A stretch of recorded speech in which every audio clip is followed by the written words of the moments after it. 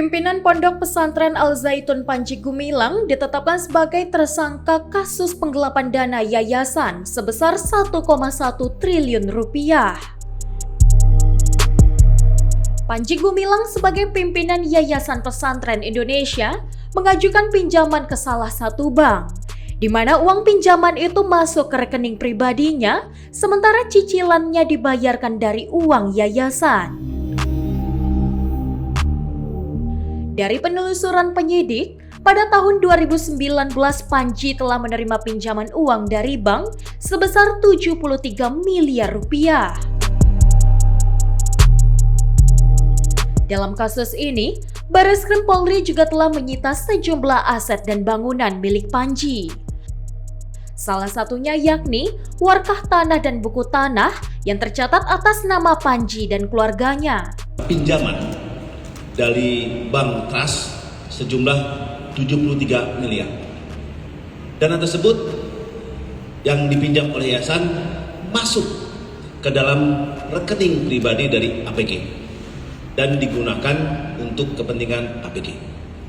Kemudian cicilannya diambil dari rekening yayasan, sehingga terbukti bahwa ada tindak pidana asal, yaitu tindak pidana yayasan dan tindak pidana penggelapan.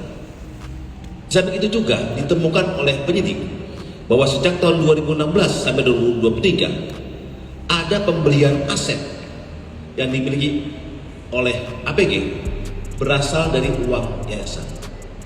Inilah bukti tindak pidana asal yang ditemukan oleh penyidik, dan penyidik pun melakukan tracing aset terhadap beberapa aset dan rekening.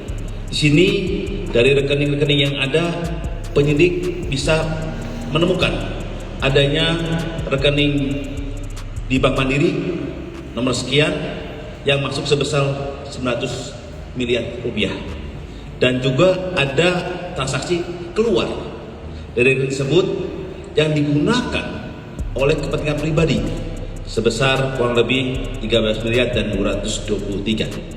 Sehingga kalau kita lihat in-out-nya dalam transaksi TPPU kurang lebih total kerugian yang ditimbulkan oleh APG di TPPU kurang lebih sekitar 1,1 triliun rupiah.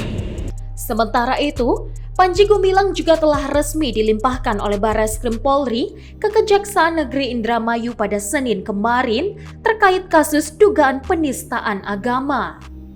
Tim UTV mengabarkan.